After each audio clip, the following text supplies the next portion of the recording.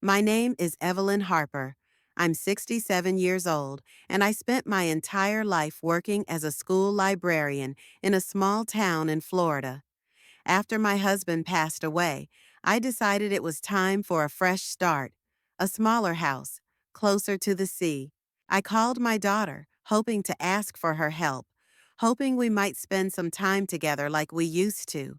But her answer shook me to my core. She was too busy. She didn't even try to find a moment.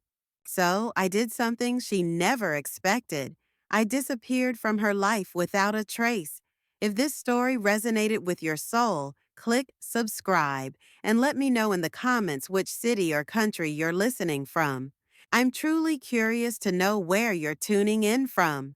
My name is Evelyn Harper, and I was 67 years old when I finally admitted to myself that I could not live like that any longer. For nearly 4 decades, I had called that house on Willow Creek Lane my home. It had seen birthday parties and Christmas mornings, scraped knees and teenage heartbreaks. It had seen the best and worst of me. The rise and slow unraveling of a life built with dreams that, over time, became quieter, simpler, worn like the fabric on my favorite armchair. I had been a school librarian in our small town in Florida for over 30 years, and after retiring, I thought I would settle into a life of quiet comfort. But comfort, I had learned, has little to do with furniture and everything to do with feeling seen, feeling valued, feeling needed. And somewhere along the line, those feelings had dried up, leaving me walking the empty halls of that house like a ghost. After my husband passed away, the house grew heavier around me. Every creak of the floorboards reminded me of a laugh that no longer filled the kitchen. Every unopened door led to a room that hadn't been touched in months, maybe years. Dust settled in the corners like unspoken goodbyes. It wasn't just loneliness that gnawed at me. It was the sense of being tethered to a past that no longer had a place in the present. I knew the decision had been coming for a while. It lingered in my mind every time I struggled up the stairs with a laundry basket, every time the roof leaked during a thunderstorm, every time I realized another appliance needed replacing, and I no longer had the energy to deal with it. It hovered in the quiet moments when I sat on the front porch with a cup of tea, staring at the road where no familiar cars ever pulled into the driveway anymore. Still, it wasn't until a rainy Thursday morning that I finally made the choice. I was standing in the kitchen, watching rainwater slip down the cracked window pane, the gray light making the whole room look tired. I held a cup of coffee between my hands, feeling its heat seep into my skin, and realized how little of that warmth reached deeper than the surface. I thought about the rest of my life stretched out ahead of me. Years that could either be spent clinging to empty spaces or creating something new. That was the moment it became clear. I didn't want to die in that house. I didn't want to be found years later by neighbors who barely remembered my name. I didn't want to keep waiting for a knock on the door that would never come. I wanted the ocean. I wanted mornings filled with sea air instead of stale loneliness. Evenings lit by the sun dipping below the horizon rather than the dim, flickering bulbs of a too quiet home. I wanted to build a new rhythm, even if it was just for myself. I set my coffee down and pulled a yellow notepad from the drawer, the same one I used to make grocery lists and reminders. At the top, I wrote in firm, careful letters, "Moving plan." It didn't matter that I had no details yet, no realtor, no timeline. What mattered was that the decision had been made. Over the next few days, I began sorting through the house, one drawer, one closet at a time. I touched every object, letting memories flood me before deciding whether to keep it or let it go. Some things made the choice easy: the cracked teapot from my first year of marriage, the threadbare afghan my grandmother had crocheted, the faded photographs from vacations long past. These would come with me. They were pieces of my story I wasn't willing to leave behind. Other things I released without ceremony: boxes of outdated paperwork, sweaters that no longer fit, dishes for dinner parties that would never happen again. I donated, sold, gave away what I could. Each empty shelf, each cleared space made the house feel a little less like home and a little more like what it truly was now, a place I was preparing to leave. The decision to move wasn't impulsive. It wasn't born out of anger or despair. It was a quiet, steady rebellion against disappearing into a life that had stopped being mine. It was a decision to choose myself after years of choosing everyone else first. The next step was finding where I wanted to go. I spent long evenings scrolling through listings online, searching for something small, manageable, close to the coast where I had always dreamed of living. I wasn't looking for grandeur. I wanted a cottage with worn wood floors and windows that opened to the sound of waves. I wanted a garden just big enough to grow tomatoes and herbs, a kitchen where I could bake bread on lazy Sunday mornings, a porch where I could read without interruption. When I found the listing, a modest one-bedroom house half a mile from the beach with peeling white paint and a wraparound porch, I knew it wasn't perfect. It needed work, but it was real. It was mine. I contacted a realtor the next day to begin the process of selling my old house. I didn't tell anyone yet. Not Susan, not Jessica, not even my oldest friends from church. This time, I wanted to build something quietly, without the weight of others' opinions, expectations, or indifference pressing against my choices. It felt strange at first, moving through these changes alone. Every other milestone in my life had been shared: graduations, weddings, births, retirements. But now the milestones were private, personal victories no one would cheer for except myself. And that, I realized, was enough.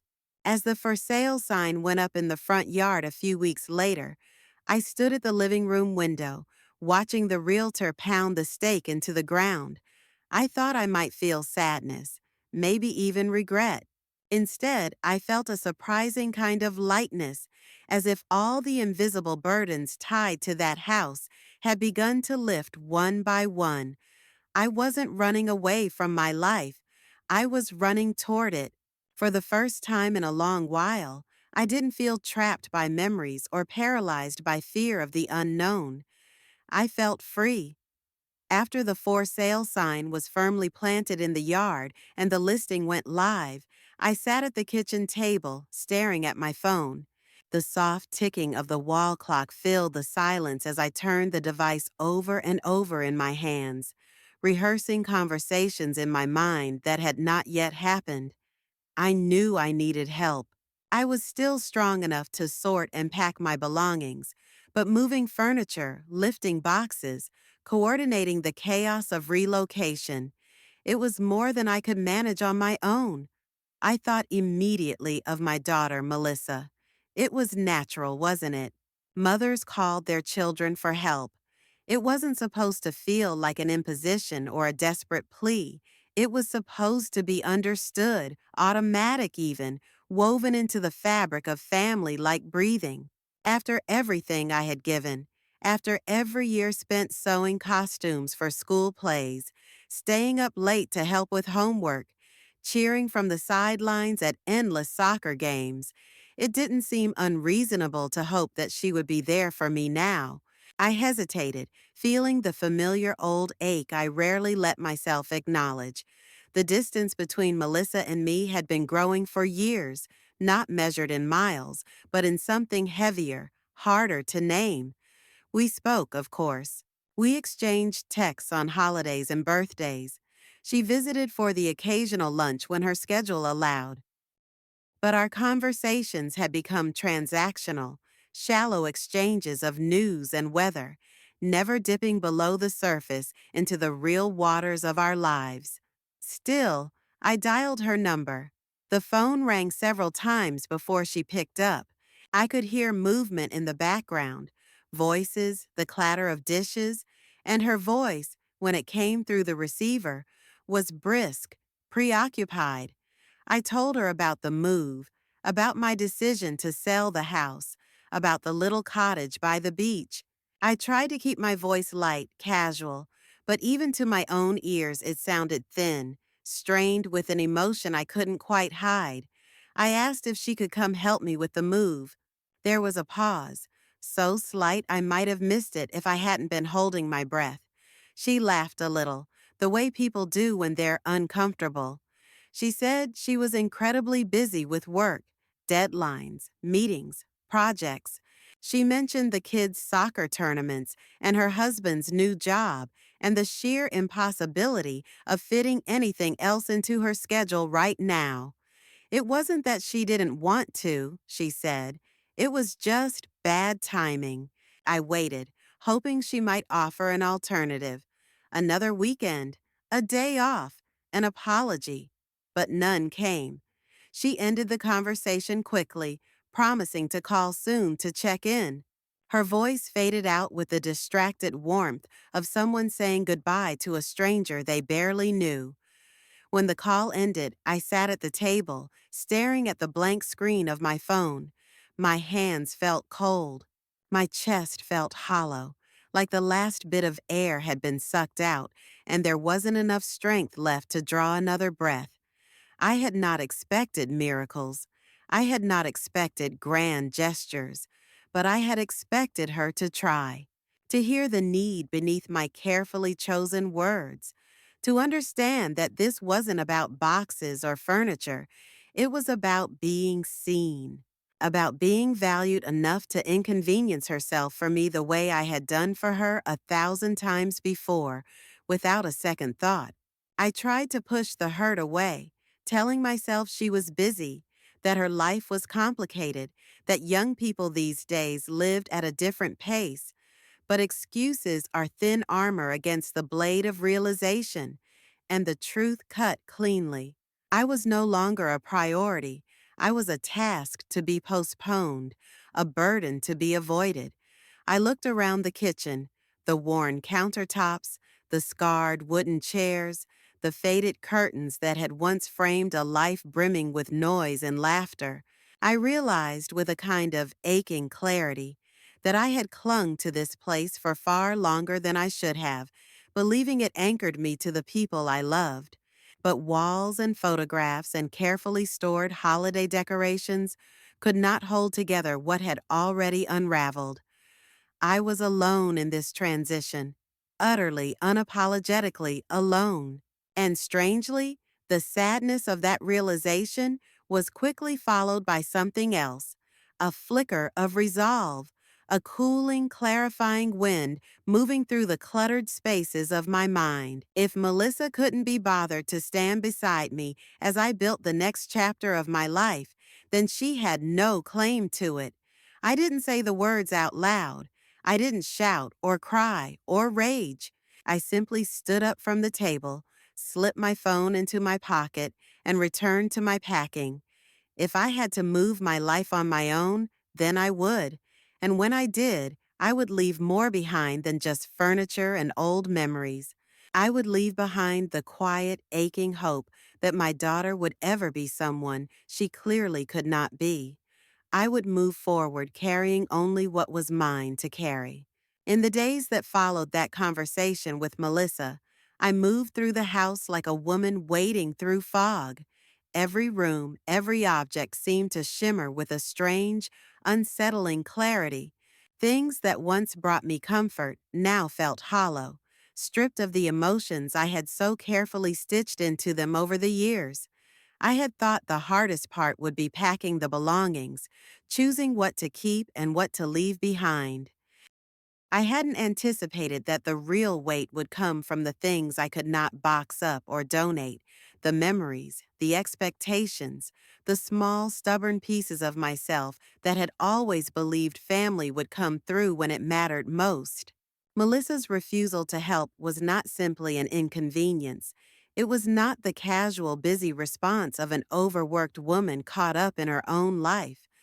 It was a mirror held up without mercy, reflecting back the truth I had avoided seeing for far too long. She didn't see me, not the way I needed to be seen. I wasn't her safe place anymore. I wasn't the steady hand she reached for when life grew overwhelming. I was a responsibility she resented, a footnote in the grand narrative she was writing for herself. And the worst part was that I had let it happen. I had stood quietly by, accepting smaller and smaller portions of her attention, convincing myself that scraps were better than nothing. I spent long evenings sitting in the old rocking chair by the living room window, staring out at the familiar curve of the road, watching neighbors come and go. Life pulsed steadily outside my walls, indifferent to the small heartbreak unfolding in the corners of my heart. I thought about the years I had spent building a life around Melissa's needs, organizing my days to fit into the margins she allowed me. Birthday parties, soccer games, recitals, graduations. I had been there for every milestone, camera in hand, heart wide open. I realized that my love had become a kind of currency, valuable only when it served her, invisible when it did not. The sadness that welled up inside me was deep and old, a sadness that reached back through generations of women who had given and given, believing that love must be earned, must be proven through endless sacrifice. I had believed it too. I had believed that if I just loved her enough, if I just stayed patient enough, if I just kept showing up no matter how often I was sidelined, eventually she would see me again the way she once had. But children grow up. They outgrow more than their clothes and toys.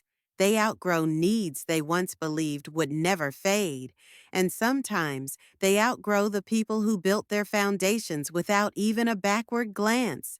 I wasn't angry. I was simply tired. Tired of chasing a relationship that felt more like a negotiation. Tired of shrinking myself down into something easier for her to carry. Tired of measuring my worth by someone else's convenience. In that tiredness, I found a strange, fragile kind of freedom. If Melissa could choose herself without hesitation, then so could I. I began to reframe the narrative I had lived by for so long. Maybe it wasn't a failure to love that had brought us here. Maybe it was the refusal to recognize that love alone could not bridge the chasm that had formed between who we once were and who we had become. I packed slower after that realization, not because of hesitation, but because every box I filled felt lighter. I wasn't just moving physical objects from one place to another. I was moving the weight of old obligations, of invisible contracts I had signed without realizing it. I made decisions with a new clarity. I kept only what I loved, what reflected who I was, without her approval. I let go of things that tethered me to a version of my life that no longer existed. Family photo albums stayed, but the framed pictures of forced smiles and uncomfortable gatherings went into storage. Gifts given out of obligation rather than affection were donated without a second thought. Trinkets and souvenirs from vacations Melissa barely remembered were packed away for good. I wasn't erasing the past. I was editing it, choosing the parts that honored who I was, not just who I had been for someone else. Each day, the house grew emptier, but I grew fuller, fuller of resolve, fuller of peace, fuller of the quiet, stubborn belief that I deserved a life that didn't require me to beg for space in it. More than just a refusal, Melissa's dismissal had been a turning point. Not a door slammed in anger, but a door quietly closed with no intention of reopening. And for once, I didn't chase after it. I let it shut. I let the silence settle. I let the loneliness in, just enough to remind me that it was survivable, that it was better than the slow suffocation of being half welcome in someone else's life. I folded the last of the linens into boxes and labeled them carefully. Living room, kitchen, bedroom, and somewhere deep inside me, in a place I had only just begun to recognize, I labeled something else. Mine, my life, my choice, my freedom. It was more than just a refusal. It was an invitation to finally set myself free. Once I accepted that I would be making this move alone, everything inside me settled into a quiet kind of focus. I moved through the days deliberately, unseen by most, unnoticed even by the few people who might have otherwise taken an interest. It suited me. I no longer needed an audience. I didn't need validation. I didn't even need help. I needed only a plan and the steady patience to carry it out. Every morning I rose early, long before the sun warmed the tired wood floors of the old house. I wrapped myself in my favorite shawl, brewed a strong cup of coffee, and sat at the kitchen table, notebook open before me. I made lists, not frantic, overwhelming lists like the ones I had made in my younger years, but calm, methodical ones. One page for things to sell, another for things to donate, another for things that would make the journey with me to my little house near the sea. I boxed items in small increments, choosing to start with the rooms that hurt the least. The guest room that hadn't seen a guest in 5 years, the upstairs bathroom with its leaky faucet, the dusty den with its aging recliner no one sat in anymore. I worked steadily, careful not to overexert myself, careful not to allow the sheer magnitude of the task to overwhelm the quiet determination I had so carefully built. Each packed box felt like a silent victory, each cleared shelf, a small reclaiming of space and self. The memories clung to some objects, stubborn and sharp. An old Christmas ornament Melissa had made in elementary school, her messy handwriting scrawled across the back in fading marker. A worn recipe card in my mother's script, stained with decades of use.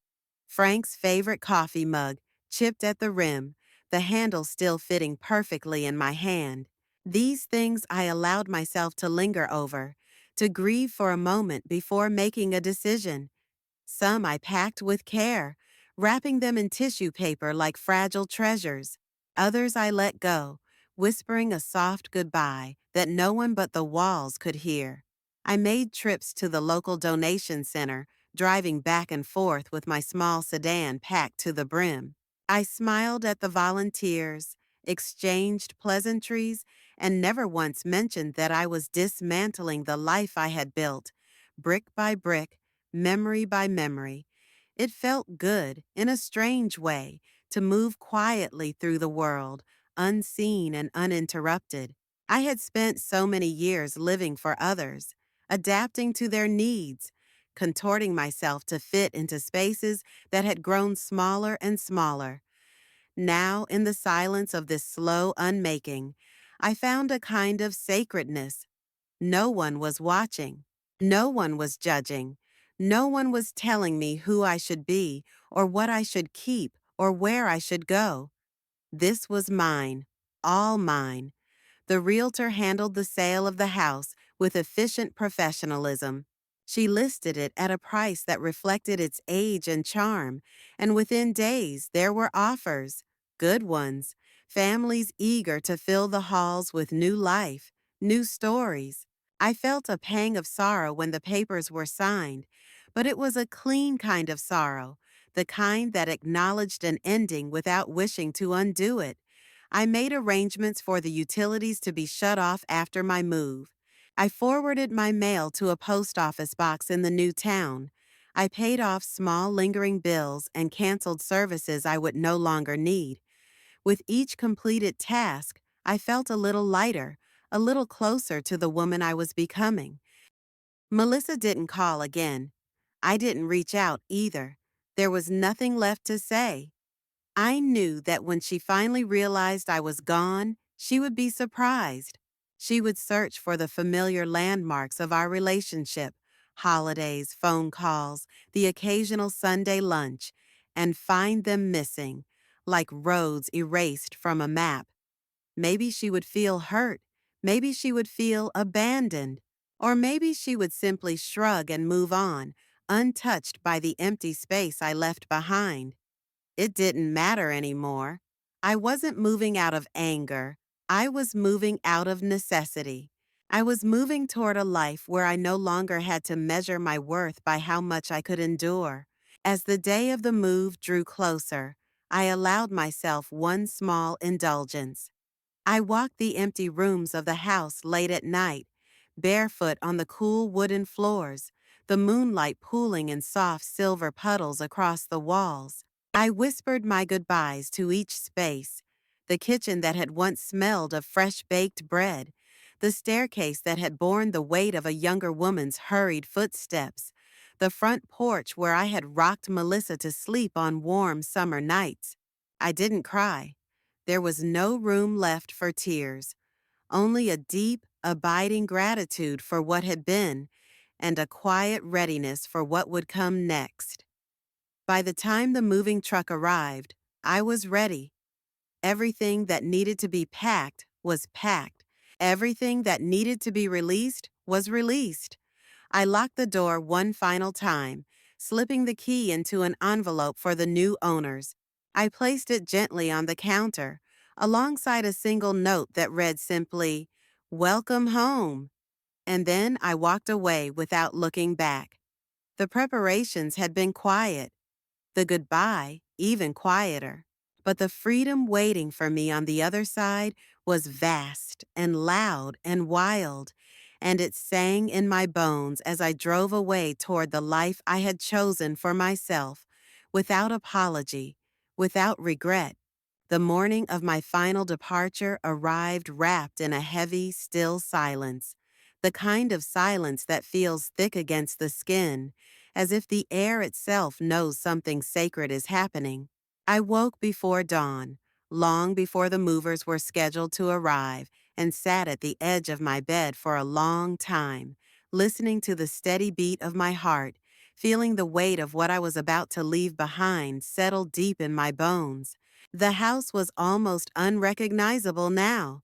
Bare walls stared back at me where once there had been framed photographs, cheerful calendars, colorful paintings collected over years of slow, deliberate living. The shelves stood empty, their surfaces clean but somehow mournful, like mouths closed tightly against all the stories they had once held. Even the smell of the place was different, less cinnamon and lavender, more dust and distant memories. I moved slowly through the rooms, allowing myself the indulgence of one last walk through the life I had built here. In the kitchen, the light began to shift, spilling pale gold across the linoleum floor. I ran my fingers along the countertop, feeling every chip and scratch, each one a quiet testament to the thousands of meals prepared, the endless conversations shared over coffee cups and late-night snacks. In the living room, I traced the faint outline of the couch that once sat near the fireplace, the worn spot on the floor where Frank's favorite chair had been stationed for years. I closed my eyes, and for a fleeting moment, I could almost hear the murmur of his voice, the crackle of the fire, the sound of Melissa's laughter when she was still young enough to think everything we said was funny.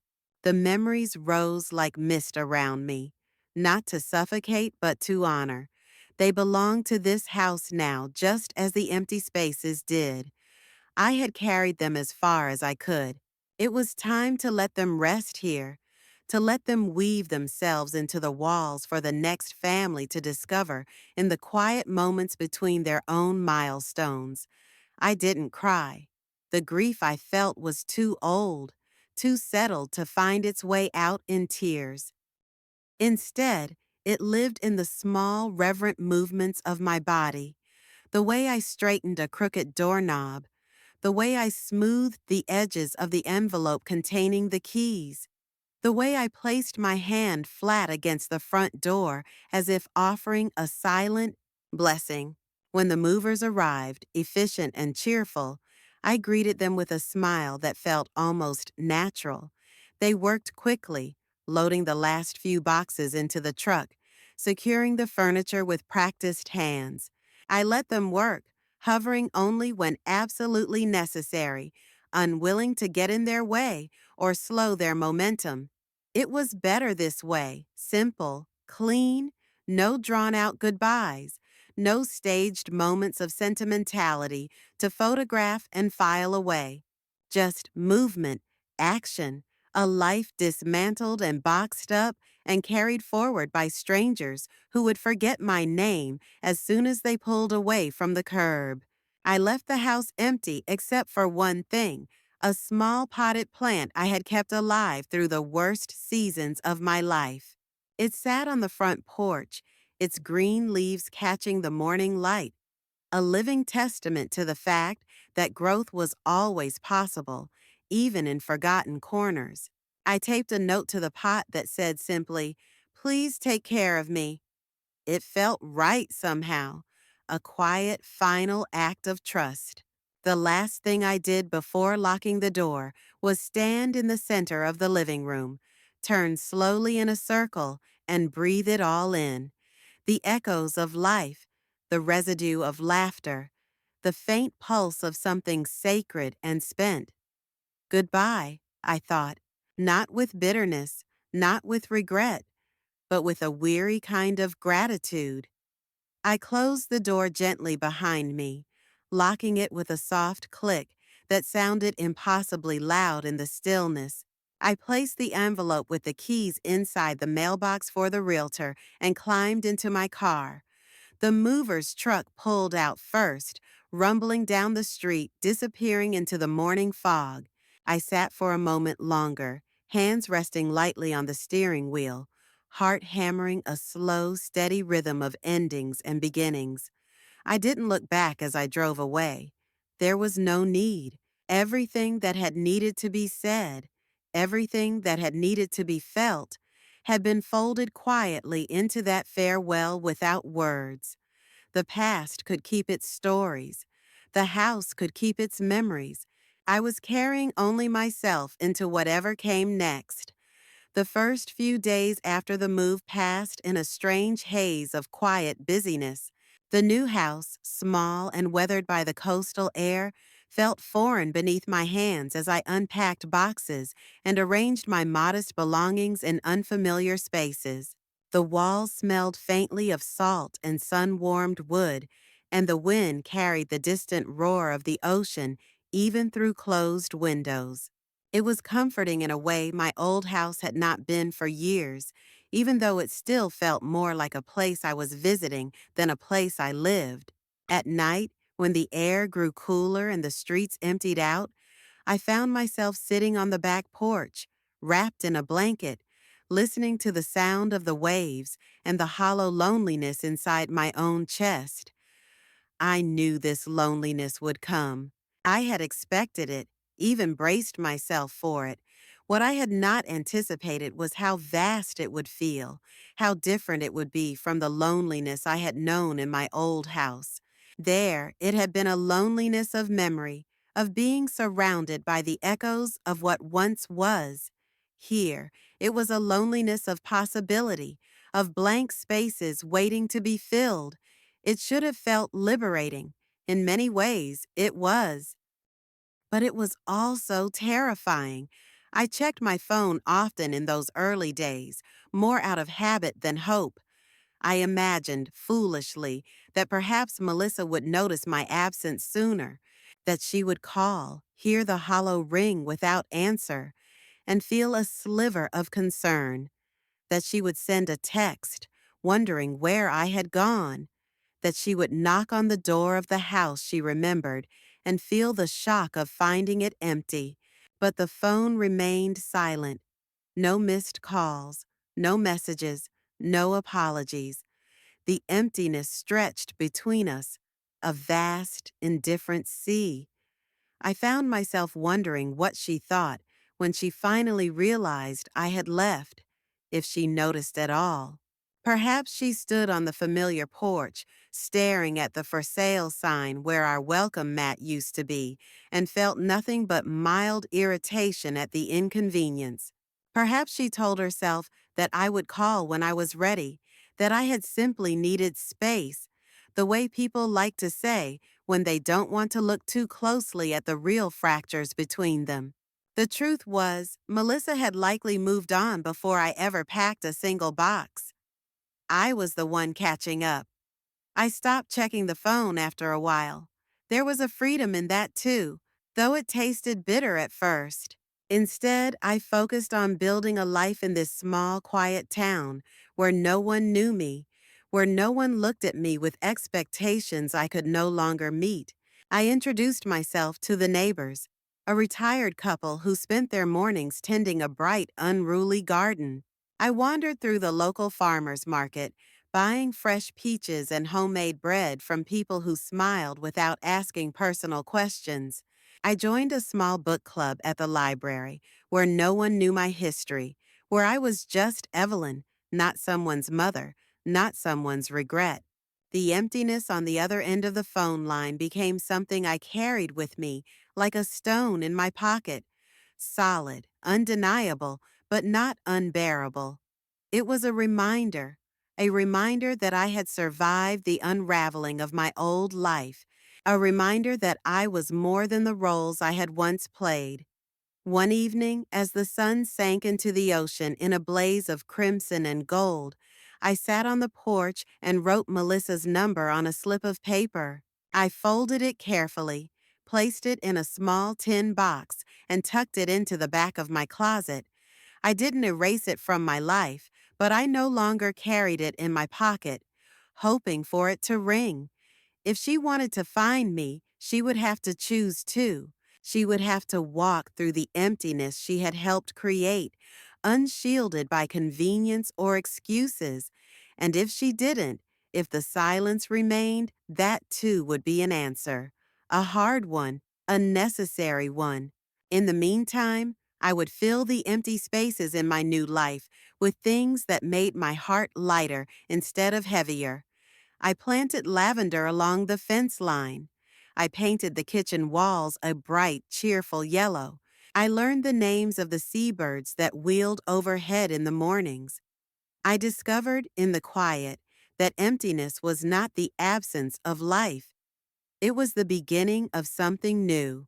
The days gradually slipped into a new rhythm, one so different from my old life that at times it felt as though I had stepped into someone else's story. In the beginning, it was the little things that defined my new existence. The way the early morning light spilled across the wooden floorboards, the hum of boats on the water in the distance, the quiet that lingered in the air like a trusted companion. Rather than a looming shadow, I woke each morning without an alarm, rising with the sun, stretching my arms toward the ceiling as the scent of salt drifted through the slightly open window. I brewed a cup of strong coffee, wrapped myself in a soft sweater, and padded barefoot onto the back porch. There I watched the world wake up, the fishermen setting out in their boats, the gulls crying overhead, the pink blush of dawn creeping across the horizon. Without the constant press of obligations, my time became my own in a way it had not been for decades. I spent hours rearranging furniture, not because it needed to be done, but because it pleased me to create a space that reflected who I was now, rather than who I had been expected to be. I chose colors that made me happy: soft blues, warm creams, bursts of sunflower yellow. I filled the shelves with books I loved, not books chosen to impress anyone else. I hung paintings from local artists, small and imperfect and brimming with life. I walked to the beach nearly every afternoon, letting the sand squish between my toes, letting the ocean wind tangle my hair. Some days I brought a book. Other days I simply sat and watched the endless dance of the waves, the steady breathing of the earth itself. The sea, indifferent and eternal, became my church, my sanctuary, my reminder that change was not just possible, it was necessary. I made friends too, though it happened slowly, naturally. There was Margaret, who ran the town's small bakery and insisted I try every new pastry she concocted. There was James, who organized weekly movie nights at the local library and had an encyclopedic knowledge of old films. There was a group of women who met once a week at a little cafe to knit and gossip and trade recipes, and who welcomed me without question, without probing into the chapters of my life I preferred to leave closed. I said yes to invitations without hesitation, a habit I had lost long ago in a life spent waiting for approval or permission. I learned to bake scones that didn't collapse into leaden lumps. I took a painting class, discovering to my delight that I was truly terrible at it and that I didn't care. I laughed loudly without covering my mouth, danced clumsily at outdoor concerts, lingered over dinners with new friends until the stars blinked awake overhead. The life I built was not grand. It was not polished. It was not something that would impress anyone looking in from the outside, but it was mine, entirely, unapologetically mine. I found that I thought about Melissa less and less as the days passed. At first, the thought of her absence struck like a sharp, unexpected pain, a ghost limb aching where something used to be. But gradually, the ache dulled, softened into something quieter. A sadness, yes, but not a wound anymore. Just a part of the landscape, like the weathered rocks along the shore, enduring, unmovable, but no longer central to the shape of my days. I no longer wondered if she would call, or if she even thought of me. I no longer imagined what I might say if she did. There was a kind of mercy in that letting go, a mercy I hadn't known I needed until it settled into my bones like a balm. One evening, sitting on my porch with a glass of wine and the fading light turning the sky a brilliant violet, I realized something simple and profound. I was happy, not in the wild, dizzy way of youth, not in the exhausted relief of a duty fulfilled, but in the quiet, steady hum of a life lived on my own terms. I had begun again, not because I had been forced to, not because someone else had finally given me permission, but because I had chosen to. Because somewhere deep inside the woman who had packed up a lifetime in boxes and walked away from everything familiar, there had always been a small, stubborn ember waiting to catch fire. Now that fire burned low and steady, lighting my days, warming my nights. I didn't know what the future would hold. I didn't pretend to think loneliness would never touch me again, or that grief would not find its way back in some quiet hour. But I knew now that I could survive it. I could survive it and still laugh. I could survive it and still dance barefoot on the beach. I could survive it and still choose, again and again, to begin anew. By the time summer stretched itself fully across the coastline, wrapping the town in golden heat and the soft buzz of cicadas, I had settled into a life so different from what I had left behind that it sometimes startled me to remember how afraid I had been to begin again. The fear felt like a distant echo now, a ghost of an emotion that had no place in the small, vibrant world I had built with my own two hands. My days found a rhythm that felt as natural to me as breathing. I rose early each morning, long before most of the town stirred. I liked those quiet hours best, when the world was still brushing sleep from its eyes and everything smelled fresh and promising. I would brew my coffee, black and strong, and carry it out to the back porch where the ocean air was already warming under the rising sun. I watched the waves roll and break in the distance, their endless, tireless motion, a comfort I never grew tired of. This world was mine in a way nothing had been for years, not claimed by obligation, not shared out of duty, not dimmed by the need to make myself smaller to fit into someone else's expectations. The tiny house, with its creaky floors and windows that rattled in the wind, embraced me like an old friend. It bore the marks of its age proudly, the peeling paint on the porch railings, the stubborn garden that refused to be tamed. I loved it all. I loved the chipped edges, the imperfections, the way it stood strong against the storms that blew in from the Gulf without asking permission or offering apology. I filled the room slowly, deliberately.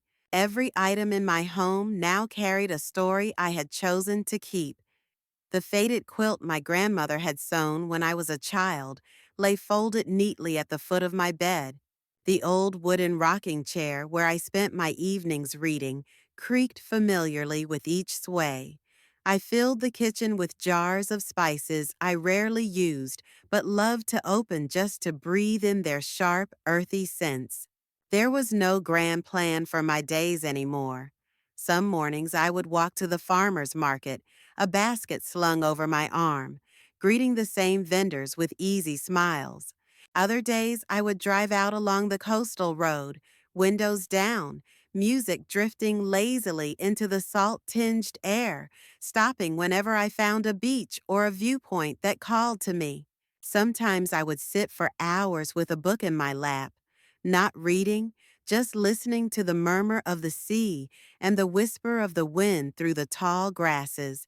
I was not busy in the way I had once been. I was not filling my hours to drown out loneliness or prove my worth. I was simply living, breathing, being. And for the first time in what felt like forever, that was enough. The friendships I had formed deepened with time, not through obligation, but through shared moments, laughter, the quiet intimacy of people who chose each other day after day. There was a gentleness in these connections, an understanding that nothing was owed, that affection could exist without demands. We celebrated birthdays with mismatched candles stuck into homemade pies. We held potlucks where nobody worried about impressing anyone else. We watched sunsets together in companionable silence, the kind of silence that spoke volumes. I wrote letters longhand on heavy paper, not to send, but for myself. Letters to the girl I had been, to the woman I had become, to the life I had left behind. I tucked them into a drawer in my bedroom, a secret archive of all the ways I had broken and healed and built myself back up. I no longer looked for messages from Melissa. I no longer wondered if she missed me. I had come to understand that some absences are permanent, not because of anger or blame, but because people grow in different directions, sometimes so far apart that no bridge can span the distance. There was no hatred in my heart, only a quiet acceptance that love, once given freely, does not always guarantee a return. I chose to love her still, but from a distance that protected the fragile peace I had fought so hard to find. My world was not large, it was not glamorous, but it was mine, completely, unapologetically mine. It was the hum of crickets at dusk, the rough comfort of a well-worn porch swing, the salt-crusted breeze that carried my laughter out over the water. It was mornings wrapped in sunlight and evenings wrapped in soft, easy darkness. It was the simple, staggering joy of waking up each day with nothing expected of me but to live as I chose. Standing barefoot in the grass one evening, watching the stars prick the sky one by one, I understood something so deeply it rooted itself inside me. I had not lost everything. I had found myself in the stillness, in the silence, in the wide open spaces of a life I had built not out of what others needed, but out of what I deserved. This was my world, and at last it was enough.